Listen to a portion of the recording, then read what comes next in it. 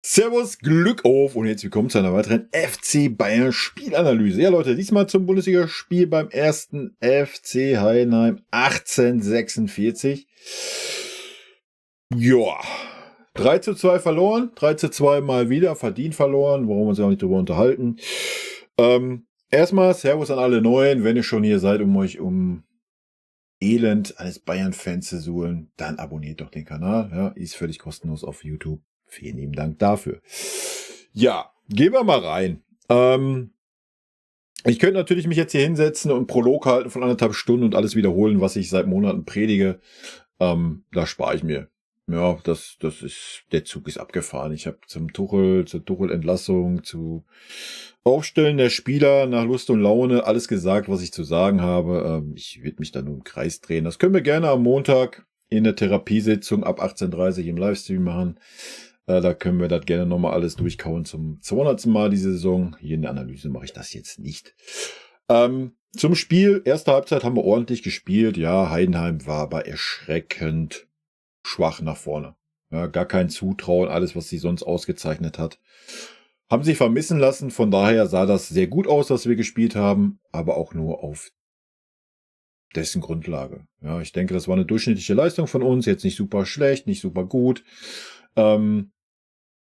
Davis ist super schlecht herausgestochen.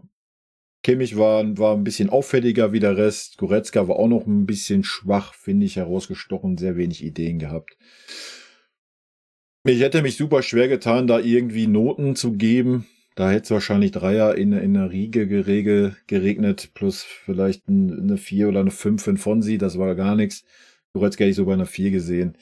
Aber alles gut, ne? Denkt man so, ja, alles gut, 2:0, safe Kiste, kommst aus der Halbzeit, gehst den Schuh vielleicht ein bisschen lockerer an, völlig legitim vor Arsenal, aber natürlich konzentriert. Ja, machst vielleicht ein paar frühe Wechsel, dass mal ein bisschen frischer Schwung kommt, machst dann vielleicht das 3:0 und dann ist der Zug abgedampft. Ja. Und da lässt man sich, das muss man mal so klipp und klar sagen, vom ersten FC Heidenheim vorführen. Ja, wir haben uns vorführen lassen. Ich weiß nicht, wie schnell waren die 2 Gegentore innerhalb von 2-3 Minuten. Ja, unsere Innenverteidiger, ich weiß nicht, warum die auf dem Platz standen. Ja, können wir gleich nochmal ein bisschen was zu sagen. Haben uns vorführen lassen. Beste Beispiel, die letzten 5 Minuten. 5 Minuten Nachspielzeit. Du als großer FC Bayern liegst 3:2 hinten, dann kann man ja wohl erwarten, dass man ein bisschen Feuer gibt, sich ein bisschen nochmal motiviert. Aber man war gar nicht in der Lage dazu. Heidenheim hat die 5 Minuten in unserer Hälfte runtergespielt von der Uhr. Ja, wie eine große Mannschaft. Also Chapeau, ich ziehe alle Hüte, die ich besitze vom ersten FC Heidenheim. Super starke zweite Halbzeit, völlig verdient das Spiel gedreht, völlig verdient gewonnen. Wie schon gegen Dortmund, wir haben uns einfach wieder ohne große Gegenwehr ergeben. Ja, der einzige, wo ich gesehen habe, zweite Halbzeit, der wirklich Gegenwehr geleistet hat, war Harry Kane. Der wollte unbedingt, der hat alles versucht. Dem attestiere ich das. Teilweise noch ein Kimmich. Alles andere war das gefühlt auf jeden Fall, was ich gesehen habe. Völlig scheißegal, ob man sich da bis auf die Knochen blamiert oder nicht. Ja, und Leute, wir kriegen in der Champions League so derbe aufs Maul. Das wird wahrscheinlich in die Annalen eingehen, die 2 Spiele gegen Arsenal. Ja, wenn da nicht grundlegend jetzt noch irgendwas passiert, dass man den Tuchel rauswirft oder sowas, den Spielern endlich das Alibi wegnimmt, Thomas Tuchel, ja, was immer noch ein Alibi ist für viele Spieler, sieht man jede Woche aufs Neue. Ja, Katastrophe. Ne? Ich will jetzt hier gar nicht Heidenheim schlecht reden oder sowas, auch nicht falsch verstehen, wenn ich gesagt habe, das wäre eine Blamage oder sowas. Nochmal, für mich hat Heidenheim das Spiel die zweite Halbzeit völlig zurecht gedreht und völlig zurecht gewonnen. Ja, ja, das fasst das Spiel eigentlich schon perfekt zusammen. Bin ich gerade aufgeregt? Sonst was? Nee, bin ich nicht. Ja. Ich kann das nicht mehr ernst nehmen. Ich kann das nicht mehr ernst nehmen, was da auf dem Feld passiert. Ich habe die Aufstellung gesehen und dann dachte ich mir, ja, alles klar. Ne? Da hat es mich überrascht, dass wir die erste Halbzeit so gut gestaltet haben. Ja, was nach meiner Meinung nur daran lag, dass Heidenheim es nicht geschafft hat, vorne die Bälle festzumachen und gleich in die Spitze zu spielen. Ja? Da haben sie ganz, ganz viele individuelle Fehler gehabt. All das haben sie in der zweiten Halbzeit besser gemacht und dann hat das so ausgesehen, wie es ausgesehen hat. Upamecano und Min-Jae Kim waren maßlos überfordert, wie immer, wenn die zusammen in der Innenverteidigung spielen. Aufbauspiel ist nicht gegeben bei Min-Jae Kim. Ja, mehr Fehlpässe als alles andere. Stellungsspiel Note 6 bei Kim. Von Davis brauchen wir defensiv gar nicht erst anfangen, oder? Sie hat sich wieder qualifiziert für die Königlichen in Höchstform. Ich denke, die werden den locker 22, 23 Millionen Gehalt bieten wollen. Auf Grundlage dieser Leistung, dieser Weltklasse-Leistung, die der Davis zeigt. Ja, das ist eine Frechheit, dass wir ihn als FC Bayern angeblich 13 oder 14 Millionen geboten haben. Das ist eine Frechheit. Ja. Die Leistung, die wir diese Saison gesehen haben, das ist ein durchschnittlicher Bundesligaspieler. Ja. Das Einzige, wo er einen Unterschied hat zu den einen oder anderen durchschnittlichen Bundesligaspielen, ist sein Speed. So, dann gibt's hier 1 Mille mehr, dann kann er 6 Millionen im Jahr verdienen. Ich weiß nicht, was er gerade verdient. Ich glaube 8 oder sowas. Katastrophe, wenn der Spieler auch nur annähernd über 10 Millionen bei uns verdienen sollte. Katastrophe, absolut Katastrophe. Ja. Min-Jae Kim, Katastrophe, der Typ. Sorry. Ja, super sympathisch bisher. Ich will es auch gar nicht an ihm festmachen, aber das Stellungsspiel von dem war Katastrophe. Ich weiß auch nicht, warum man jetzt im Spiel vor Arsenal, was ja doch schon so die beiden wichtigsten Spiele für Tuchel werden sollten, nachdem er schon alle anderen wichtigen Spiele verkackt hat, macht man dieselbe Scheiße wie vor Leverkusen. Man reißt wieder die Viererkette auseinander und haut wieder beide Unsicherheitsfaktoren da rein, um was zu beweisen. Ja, Eric Dier war schlecht gegen Dortmund. Ja, keine Frage, hat wirklich ein paar Stellungsfehler drin gehabt, habe ich ja auch analysiert in dem Video dazu. Aber die ganze Mannschaft war schlecht. Kimmich ausgenommen. Die ganze Mannschaft. Und was macht man dann als Trainer? Ja, na klar, dann hau ich beide Innenverteidiger raus. Ja. Ist doch klar, oder?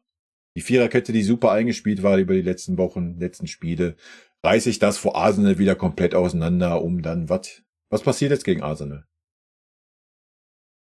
Ja, wenn es an Leistung geht, kannst du nicht einen von den beiden Innenverteidigern bringen. Dann hast du die anderen beiden Innenverteidiger, die keine Spielpraxis bekommen haben, oder was? Ja, ist alles topsinnig, total sinnig. Davis, was spielt er noch als linker Verteidiger? Was soll der gegen Arsenal als linker Verteidiger spielen, oder was? Alter, die überrennen die Seite und dann war's das. Dann kriegst du 4, 5, 6 Hütten, Alter. Die sind doch nicht blind. Ja, die Davis-Seite ist offen wie ein Scheunentor, Alter. Ja, er hätte heute den Guerrero bringen müssen, dass er sich schon mal ein bisschen einspielt in dieser Viererkette.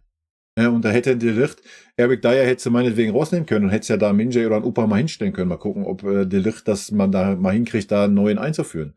Ja, aber du kannst doch nicht wieder anfangen, ich bringe wieder eine Viererkette auf den Platz, die keinen Abwehrchef hat. Das haben wir heute wieder gesehen. Der eine Innenverteidiger steht da, der andere steht da, der eine rückt raus, der andere macht Löcher in der Luft, das defensive Mittelfeld war gar nicht vorhanden. Ja, da musste ein Kimmich von der Rechtsverteidigerposition sich in der Mitte anbieten, damit wir überhaupt hinten rausspielen können.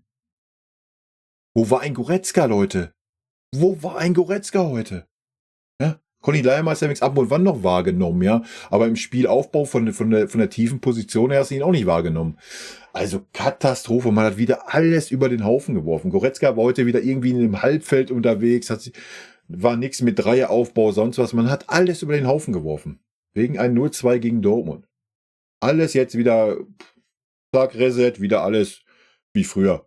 Tell, nicht von Anfang an. Saragossa, ja, Hopfen und Malz ist verloren, bring ihn mal die letzten 5 Minuten. Hat wenigstens noch ein paar Akzente gesetzt. Was haben wir vorher gesehen? Was haben wir von Müller gesehen was hat er gespielt? 80 Minuten? Was? Mit welcher Berechtigung? Ja? Also, sorry Leute. Ist für mich alles nicht mehr nachvollziehbar und ich will mich da auch gar nicht so sehr aufregen. Keine Ahnung, ich weiß auch gar nicht, ob ich heute groß in eine Benotung reingehen soll. Ich fühle das gerade nicht, mich hier hinzusetzen und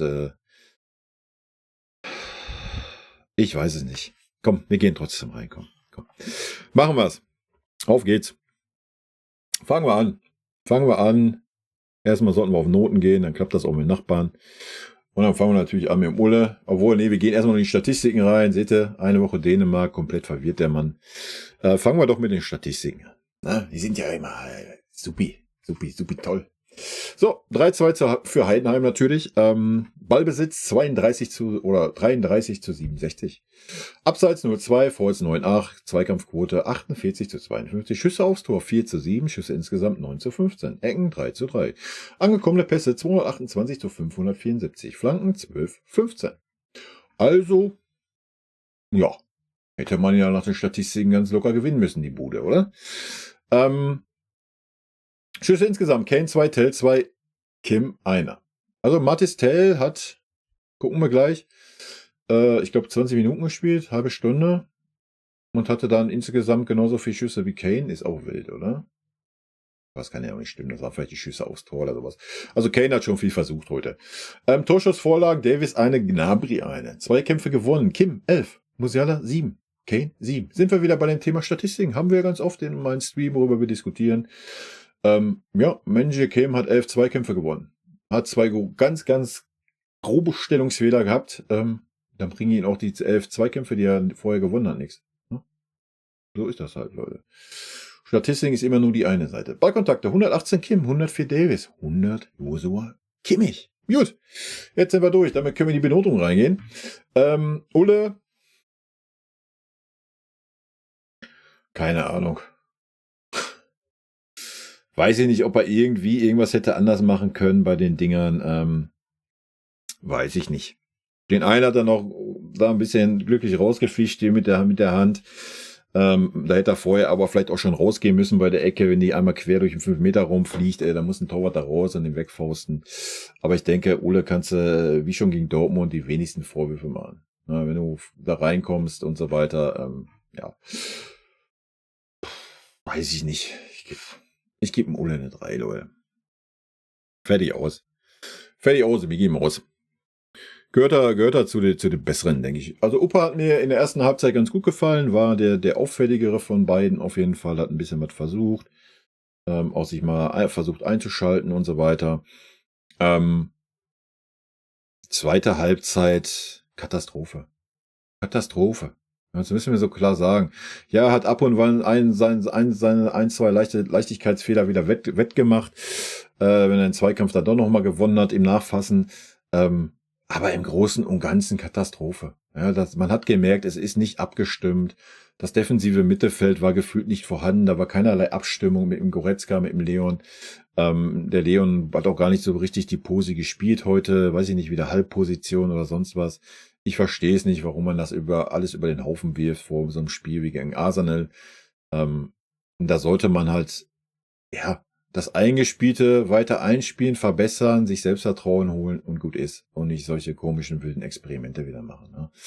Aber gut, nur meine Meinung. Kommen wir mal zur Benotung bei Opa. Ich gebe ihm...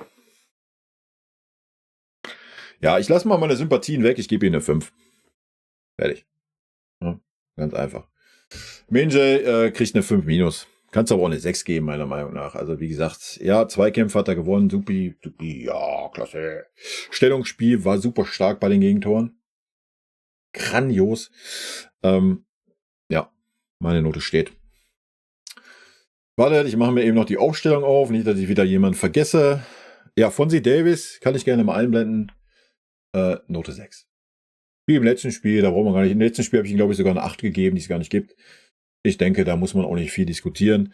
Nach vorne, Katastrophe, nicht ein Ball, mal nicht einmal durchgesetzt irgendwie. Wenn dann Ball über 2 Meter auf den Nebenmann gespielt, auf den Gnabry oder mal auf den Musiala hinten. Nicht existent. Einfach nicht existent, Leute. Ja? Nicht existent. Ich weiß es nicht. Ich weiß nicht, mit welcher Berechtigung dieser Mensch bei uns da in der 4er Abwehrkette spielt. Ja, wenn der nächste Saison noch da ist und man da irgendwie so das Gehalt zahlt, Halleluja, Leute, dann zweifle ich langsam endgültig an unserem Club. Joshua Kimmich hat meiner Meinung nach noch eine ordentliche Leistung heute gezeigt. Gerade erste Halbzeit, wenn was Gefährliches ging, war es fast immer über seine Seite, über irgendeine eine Flanke aus dem Halbfeld oder sowas. Hat seine Posi super gehalten in der ersten Halbzeit. Ja, ein einziges Mal habe ich ihn so ein bisschen dabei erwischt, wo er dann auch, ja, ich muss ja doch wieder zurück, wo man gedacht hat, Conny Leimer wäre jetzt wieder Rechtsverteidiger, aber ja, zweite Halbzeit ist er natürlich mit untergegangen, so ein bisschen. Aber ich hatte bei ihm immer noch den Eindruck, der noch will, der noch wollte, zusammen mit dem Harry Kane. Ja, zwar ein bisschen weniger wie Harry Kane, aber ja, Kimmich würde ich bei einer 3 minus heute sehen. Lass mich kurz schauen, dass ich der Reihe nachgehe. Musiala. Ja, Musiala für mich heute nicht existent. Ja, Note 5. Wir reden über Heidenheim, Leute. Wenn ich da als Offensivspieler mit dieser Qualität nicht wirklich eine nennenswerte, er hatte eine nennenswerte Aktion, wo er super egoistisch versucht hat, den Ball aufs Tor zu schießen, anstatt ihn einfach mal reinzulegen. Da war eine gute Strafraumbesetzung, da standen 3 Spieler. Super egoistisch, ja, ich bin wieder der tolle Musiala, ich muss es allen zeigen, gefühlt. Ich weiß nicht, vielleicht hat er den Ball nicht richtig getroffen, keine Ahnung. Es sah komisch aus. Das war alles, was ich mich erinnern kann von Jamal Musiala. Ja, also, I don't know. Fairerweise muss ich sagen, dass ich die erste Halbzeit nur 70% von gesehen habe, aber auf die zweite Halbzeit bezogen, Alter, nochmal. Ja, nichts gegen Heidenheim, die haben natürlich eine Qualität, haben wir heute gesehen, haben uns da Buden eingeschenkt. Aber da muss einfach viel, viel mehr von einem Jamal Musiala kommen. Ja, so gar keine Frage. Gut. Nächster, Thomas Müller. Thomas Müller für mich auch eine 5. Gilt da dieselben Aussage, die ich zu Musiala sage, wobei dann müsste man den Müller noch eine 5 minus nehmen, weil Musiala habe ich wenigstens ab und wann mal wahrgenommen. Ja, Thomas Müller habe ich nicht wahrgenommen, außer wenn irgendwie der Ball im Aus war und er einen schnellen Einwurf machen wollte. Ansonsten, wo ich Müller wahrgenommen habe, sorry, das muss ich korrigieren. Er war zwei Mal wirklich gut mit nach hinten gearbeitet und Kimmich unterstützt. Ja, das stimmt. Nee, wir geben dem Müller daraufhin auch eine 5 nur. Ja, das hat er wirklich gut gemacht. Das muss ich sagen. Ja. Ja. Gut, Conny Leimer. Conny Leimer tue ich mich super schwer heute zu benoten, Leute. Ja, Conny Leimer hat das gemacht, was ein Conny Leimer macht. Er hat vorne gepresst, hat gerannt, hat geackert, hat auch das Spiel, gerade erste Halbzeit, hast du ja vom Goretzka nach vorne gar nichts gesehen. Also ging ja alles über den Conny, wenn er den Ball verteilt hat oder sowas. War wirklich gut. Defensiv, ich weiß jetzt nicht, ob wir das einen Conny ankreien können, war es nicht zugegen. Ja, war es nicht zugegen. Ich weiß nicht, was ein Goretzka heute gespielt hat. Welche Position? Ich frage mich nicht. Wir müssen das mal den Tuchel fragen. Ja. Wenn Goretzka einen Sechser gespielt hat, dann verdient er heute die Note 10, weil da war er nicht zugegen. Ich habe heute keinen Spieler im Sechserraum gesehen. Conny Leimer ist für mich ein Achter. Den Achterraum hat er gut beackert, gut bearbeitet. Wenn ich dann aber sehe, dass man im Aufbau, dass der Rechtsverteidiger sich in die Mitte ziehen muss, im Aufbau, damit überhaupt der Torwart oder die Innenverteidiger eine Anspielstation haben, um hinten rauszukommen, dann muss natürlich so ein Achter und der Sechser, der dann Goretzka vielleicht ist, keine Ahnung, kann natürlich nicht sein. Ja? Das muss ich sehen. Wenn ich der Achter bin und ich sehe, der andere Mann ist nicht zugegen, der Sechser sein sollte, dann muss ich mich fallen lassen und das Spiel aufbauen. Und nicht der rechte Verteidiger. Wenn der rechte Verteidiger den Ball da in der Mitte verdangelt, die Seite war blank. Ja, das geht nicht. Also, das muss immer den Conny anheften. Von daher gebe ich Conny eine 4. Ich denke, das ist ein gutes Mittelmaß zwischen Kimmich und den anderen Nulpen. Conny war noch ein bisschen auffällig heute, meiner Meinung nach. Gut, damit kommen wir auch zum Leon. Da ist er. Ja, habe ich gerade schon so ein bisschen bei der anderen Benotung mit eingebracht. Leon, ich kann mich an 1, 2 Aktionen erinnern, wo er mal einen Ball nach vorne gespielt hat. Ansonsten war Leon für mich heute nicht existent. Vielleicht habe ich ihn übersehen, ich weiß es nicht. Schreibt es mir gerne in die Kommentare. Vielleicht habe ich einen blinden Fleck auf dem Leon gehabt. Aber selbst wenn dem so ist, denke ich, können wir festhalten, ja, wie beim Spiel gegen Dortmund, mit dieser Leistung muss man die Fresse nicht in Richtung Nationalmannschaft aufmachen. Ja, Punkt. Also wenn ich als Leon Goretzka nicht hinbekomme, gegen Heidenheim zu glänzen, dann läuft irgendwas aber ganz gehörig falsch in meiner sportlichen Leistung. Ja, da muss ich mal ganz klar sagen. Wie gesagt, Sechserposition war er heute nicht zugegen. Ich habe ihn da nicht gesehen. Ich kann mich ja in der gegnerischen Hälfte 1, 2 Aktionen kann ich mich dran erinnern. Aber das war es auch. Ja, ansonsten viel Ball nach hinten, nach Quergeschiebe. Ganz komisch. Note für mich eine 5, Leute. Brauchen wir nicht rumdiskutieren. Gut, kommen wir zu der nächsten Kanone, Serge Gnabry.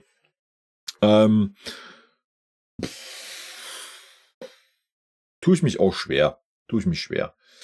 Also keine 5, ja, da müssen wir nicht drüber reden. Ich schwanke gerade zwischen 3 und 4. Vielleicht eine schlechte 3 oder eine gute 4, sucht euch gerne aus. Leistungstechnisch, denke ich mal, war er so zwischen Kimmich und Leimer. War bemüht, ja, gar keine Frage. Gerade erste Halbzeit, zweite Halbzeit hat man gesehen, dass das einfach kein Benzin mehr im Tank war. War für mich viel zu lange auf dem Feld. Man hat gesehen, das passt nicht mehr. Da war nichts mehr, kein Feuer mehr, keine Gegenwehr. Was man ganz klar kritisieren muss, ich gehe auf eine 4. Was man ganz klar kritisieren muss, ist super selten mit nach hinten gearbeitet. Meiner Meinung nach. Gerade zweite Halbzeit, ich versuche mich gerade zu erinnern. Gut, da war er jetzt nicht so lange auf dem Feld. Egal, ich bleib bei einer 4, Leute. Meinetwegen eine gute 4, aber für mich eine 4. Aber am Serge hat es heute mit Sicherheit nicht gelegen. Ja. So viel können wir festhalten. Thomas Müller hatte ich gesagt, damit kommen wir zu Harry Kane.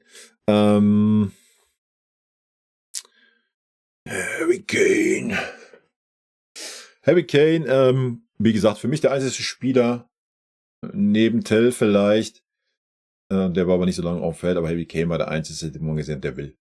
Der will das nicht wieder akzeptieren, dass wir wieder auf die Fresse kriegen. War der einzige Spieler für mich.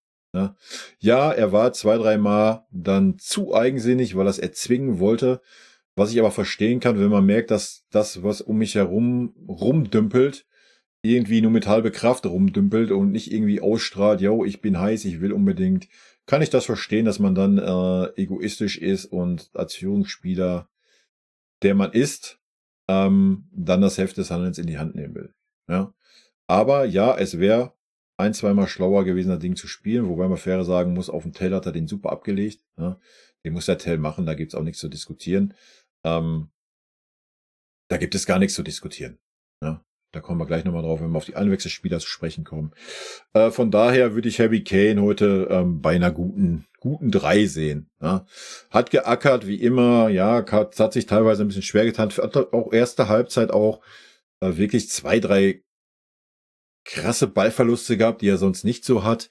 Hat das aber meines Erachtens nach, gerade in der zweiten Halbzeit, wie er sich dagegen gestemmt hat, als einzigster für mich, hat er das wieder wettgemacht. Ja. Man hat gesehen, er wollte unbedingt, aber Fußball ist ein Mannschaftssport. Das war schon wegen Kimmich gegen Dortmund. Das kannst du dann nicht alleine richten oder umdrehen. Ja. Das ist so das Thema.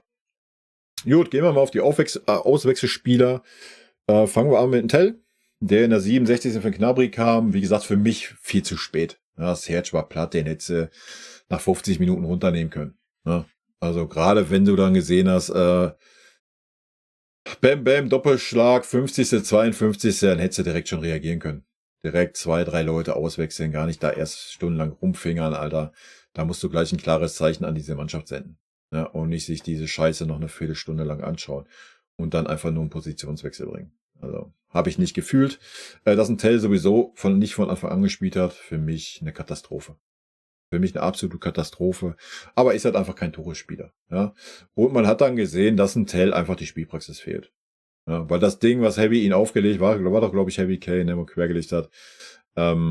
Das war halt nichts Ganzes, nichts Halbes. Hätte er ihn flach und hart geschossen, wäre er unterm Torwart durchgegangen, hätte er ihn gelupft, wäre er über den Torwart ins Tor gegangen, sowas, so halb hoch mit Feuer, ja, aber hat genau den Torwart dann angeschossen, weil der Torwart sich so groß gemacht hat, wie es ging und da reingeschmissen hat. Muss man sagen, sehr gute Torwartleistung, ja. Das müssen wir nicht verhehlen, aber hätte er sich für eine oder die andere Situation entschieden und das knallhart durchgezogen, wäre es ein Tor gewesen. Aber hätte Fahrradkette interessiert am Ende des Tages keinen mehr. Fakt ist, den muss ein Tell machen.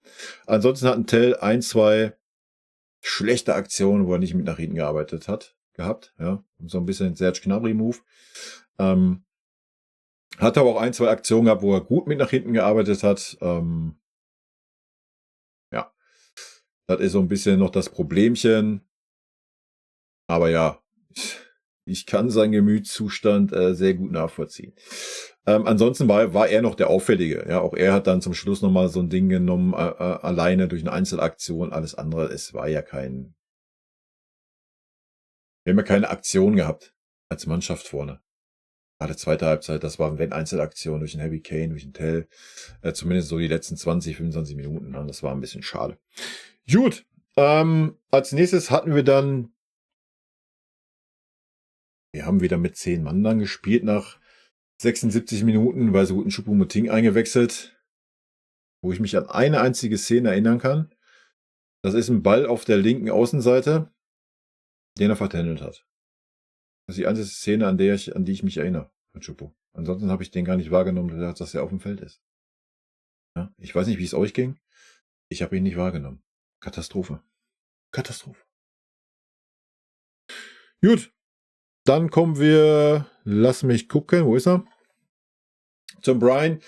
Ja, Brian hat mehr Akzente gehabt wie Müller, Choupo-Moting zusammen. In den 10 Minuten, die er gespielt hat. Und das, obwohl er kein Deutsch spricht. Oder schlechtes Deutsch. Und schlechtes Englisch. I don't know. Ich weiß es nicht. Oder Sprachprobleme hat. Mehr sage ich dazu nicht. Damit kommen wir zum letzten. Raphael ist unter Abwehrspieler bei mir, weil ich ja standardmäßig links hatte. Rafael Guerrero. Habe ich auch nicht wirklich wahrgenommen. Keine Ahnung. Ich habe ihn nicht wahrgenommen, Leute. Vielleicht habe ich auch da einen blinden Fleck gehabt, die letzten 10 Minuten. Ich weiß, ich habe die Einwechslung nicht wahrgenommen. Ich habe nicht gesehen, wo er rumgeturnt ist. Keine Ahnung, war jetzt nicht irgendwie, dass es Sinn gemacht hat. Wie gesagt, die Nachspielzeit, die 5 Minuten, die ich da jetzt schon mit einberechnet habe, waren wir schon gar nicht mehr am Ball. Hat der Heidenheim in unserer Hälfte zu Ende gespielt, die 5 Minuten Nachspielzeit. Ja, Katastrophe. Ja, das zu den Spielern. Damit kommen wir zu unserem alles überstrahlenden Coach Thomas Tuchel. Ich habe mir die PK gestern noch reingehauen. Ich war ja im Dänemark-Urlaub, für die es nicht wissen. Habe ich mir auf dem Handy reingehauen, deswegen keine Reaction dazu. Und das war schon eine Farce. Ja, das war schon eine Farce. Allein schon, wie der Tuchel da wieder gehockt hat und sowas. Das ist eine absolute Farce, dass man den da gerade... Ja, dass der Tuchel das Hälfte des Handelns in der Hand behält. Aber komm, ich mache erstmal eine Note. Für mich eine 5. Ja, für mich eine 5. Warum eine 5? Nochmal, die Reaktion einfach wieder kam nicht. Die kam nicht. Es kam keine Reaktion von Tuchel. Kam erst eine Reaktion 6 Minuten vor Schluss. Stark. Die Reaktion war dann Choupo-Moting in der 76. zu bringen. Einen weiteren Stürmer, obwohl die Stürmer gar keine Bälle mehr bekommen haben.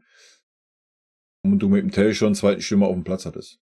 Also wenn du das gewollt hättest, hättest du einen Tell neben Harry Kane gestellt, hättest umgestellt und du hättest keinen Choupo-Moting gebracht, du hättest einen Brian Zaragoza gebracht, der halt mal ein paar Bälle da vorne reinbringen kann. Ja? Also völlige hirnlose Wechsel, genauso wie ein Guerrero. Guerrero hättest du schon viel eher für einen Goretzka bringen müssen. Goretzka war defensiv nicht zugegen. Das ist ein Guerrero jetzt auch kein Defensivwunder. Dann hättest du aber wenigstens vorher nochmal einen Kreativen gehabt. Ne?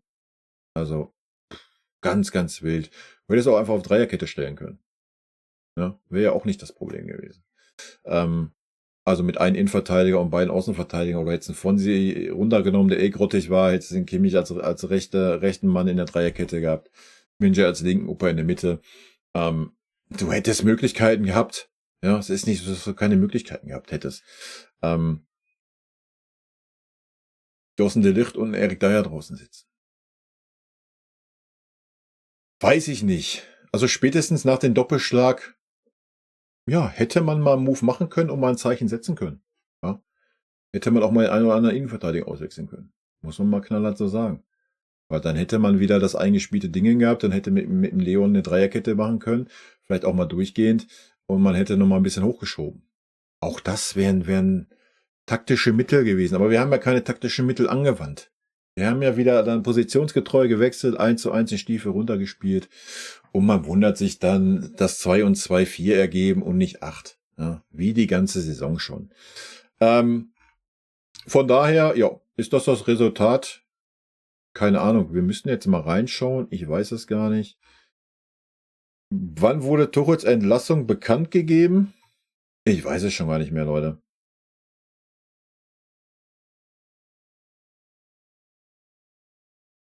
Nach dem Bochum-Spiel oder was? Nach dem Bochum-Spiel, oder? Warte, ich google mal eben. Tuchel Entlassung. Pressemitteilung. Ja, ich könnte auf der Bayern-Seite gucken, dann will ich es wahrscheinlich schneller finden. Die vollständige Presse. 21.02. war das. Ja, nach dem Bochum-Spiel. Gut. Danach haben wir 1, 2, 3 Siege eingefahren.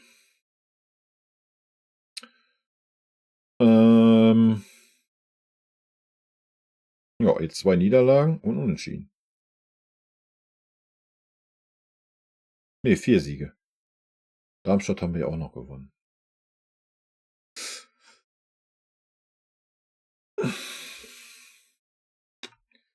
Wir haben 2-2 in Freiburg gespielt, wir haben 2-0 gegen Dortmund zu Hause verloren und wir haben jetzt 3-2 gegen Heidenheim verloren.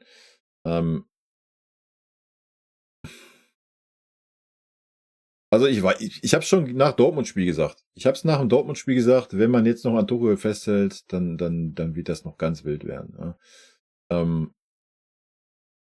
Es ist vorbei. Es ist vorbei. Der saß schon vor Dortmund da und sah aus wie 3 Wochen nicht geschlafen und es ist vorbei einfach. Ja, es ist durch das Thema. Also wir haben das heute nochmal klipp und klar gesehen von dieser Mannschaft. Ja, wer will mir da glaubhaft erzählen, dem wir jetzt mal einen Kimmich außen weg und einen Kane, den ich das ein bisschen angemerkt habe, dass diese Mannschaft für den Trainer spielt. Also ich habe es nicht gesehen. Ja, zwischenzeitlich so von der, wann war das zweite Tor, 52. oder was, haben wir dann ein bisschen offenen Schlagabtausch gehabt, so ein paar Minuten. Das kann mal passieren, wildes Spiel und so, alles gut. Aber danach musst du in deine Spur finden und das muss auch von außen kommen. Ja? Das muss von außen kommen vom Trainer. Da musst du einfach ein bisschen taktisch was umstellen, sonst was, personelle Wechsel machen. All das ist nicht passiert. Auch der Trainer macht nicht den Eindruck, als wäre er noch super heiß und hätte Bock. Also das wird Dienstag, das wird katastrophal werden, Leute. Ich kann mir nicht vorstellen, dass diese Mannschaft jetzt den Schalter umlegen kann nach Darmstadt, wo du noch 2 Tore gekriegt hast, jetzt gehen nach 0-2 gegen Dortmund chancenlos, heute zweite Halbzeit chancenlos, völlig verdient verloren beide Spiele. Kann ich mir nicht vorstellen, dass man jetzt auf einmal sagt so, geil, Arsenal, die hauen wir jetzt 3-1 weg und sind voll da. Also, es würde mich wahnsinnig überraschen. Ich würde mich natürlich freuen, wenn ich wahnsinnig überrascht werden würde. Vorstellen kann ich es mir gerade nicht. Aber so gar nicht. Ja, nochmal, jetzt hat man wieder alles durcheinander geworfen. Man hat die Viererkette wieder auseinandergerissen. Ich bin super gespannt, wer gegen Arsenal spielen darf. Was jetzt? Ja, man hat Fässer aufgemacht in dieser Mannschaft, die total sinnlos sind. Total sinnlos, sinnfrei sind. Dass ein Tell immer noch nicht spielen darf. Für mich eine absolute Vollkatastrophe. Dass ein Müller da Spiel für Spiel macht, obwohl die Leistung einfach gerade nicht reicht. Das muss man halt einfach anerkennen und gut und muss reagieren. Und wir können es durchgehen, Leute. Aber ich habe keinen Bock, mich jede Woche zu wiederholen. So, von daher meine Schlussworte. Glückwunsch am 1. FC Heidenheim. Damit sollte der Klassenerhalt ja safe sein. Das habt ihr gegen den FC Bayern geschafft. Ist doch super. Ich kann noch mal ganz kurz für mich persönlich eben einen Blick auf die Tabelle werfen. Ob es noch mal spannend wird. Ja. 7 Punkte vor Leipzig. So. Und vor Dortmund. Dortmund hat noch ein Spiel. Wenn wir an Tuchel festhalten, es sind noch 6 Spiele für uns. Ja. Nach Adam Riese 18 Punkte. Wenn wir den letzten Trend nehmen, Alto Belli. Ja. Wir wollen mal nicht unken, aber dann könnte das echt noch mal knapp werden. Ja. Wenn die Dortmunder und Leipziger jetzt marschieren sollen. Ich glaube es ehrlich gesagt nicht. Ja, 7 Punkte Vorsprung sollten reichen. Aber auszuschließen ist bei dieser Mannschaft leider aktuell nichts. Ja, also ich bin sehr gespannt, was jetzt passiert. Ob man das jetzt weiterhin alles schön redet und am Tuchel festhält oder jetzt endlich die Reißleine zieht. Und jetzt kommt mir nicht wieder, ja, wer soll das denn jetzt machen? Wer soll denn da jetzt kommen und das machen? Ja, drauf geschissen, Alter. Und wenn es sein Co-Trainer zu Ende fährt. Ja, der war ja sowieso wieder hat er sowieso wieder mehr gecoacht wie es ein Tuchel. Ja, Tuchel war mal kurzzeitig on fire, hat sich die 4. Gelbe abgeholt. Darf im nächsten Spiel in der Bundesliga nicht auf der Bank sitzen. I don't know. Ganz ehrlich. Nimm den Trainer aus der zweiten Mannschaft, der die Saison dann nach Hause fährt. In der zweiten Mannschaft geht eh nichts mehr nach oben oder unten, soweit ich das gerade im Kopf habe. Es ist scheißegal. Ja. Also du musst jetzt einfach den Spielern dieses Alibi nehmen. Und einfach mal ein bisschen neue Impulse setzen. Also ich verstehe es gerade nicht, was dieses Festhalten am Tuchel soll. Sorry. Also nach den beiden nochmal gegen Dortmund war für mich die größere Schmach von beiden. Vom Millionenpublikum. Ja, da so lustlos, kampflos, emotionslos von unserer Seite sich zu ergeben in einem Heimspiel gegen Borussia Dortmund. Dazu heute die zweite Halbzeit. Was gibt's da zu diskutieren heute? Gut. In diesem Sinne, rot-weiße Grüße gehen raus. Lasst gerne einen Daumen da, einen Kommentar, ein Abo, wie auch immer, wie ihr Bock habt. Und ich gehe gleich rein in die PK nach dem Spiel, sofern sie stattfindet von unserer Seite. Und bin gespannt, was wir da hören werden. Rot-weiße Grüße, Leute. Tschüssi. Vielen lieben Dank, dass ihr euch das Video bis zum Ende angeschaut habt. Vielen lieben Dank für euren Support. Wie immer, lasst gerne einen Daumen da. Ich freue mich auch über jeden Kommentar, der geschrieben wird. Und in diesem Sinne nochmal rot-weiße Grüße gehen raus. Und jetzt nette O-Töne von unseren vergangenen Trainern. Ein dicker Kuss von dem Trainer von der Meister. Was das Allerwichtigste ist, weil wir wissen, dass er ein guter Kerl ist. Wir sind schockverliebt in meine Mannschaft. Also ich fand, das hat Spaß gemacht zu coachen. Ein Trainer ist ein Idiot. Ein Trainer sehe, was passiert im Platz. Dahin bist du eher Trainer und wenn du viele Spiele hast, bist du mehr Coach als Trainer und ich bin schon lieber Trainer als Coach. Geiler Satz. Magic.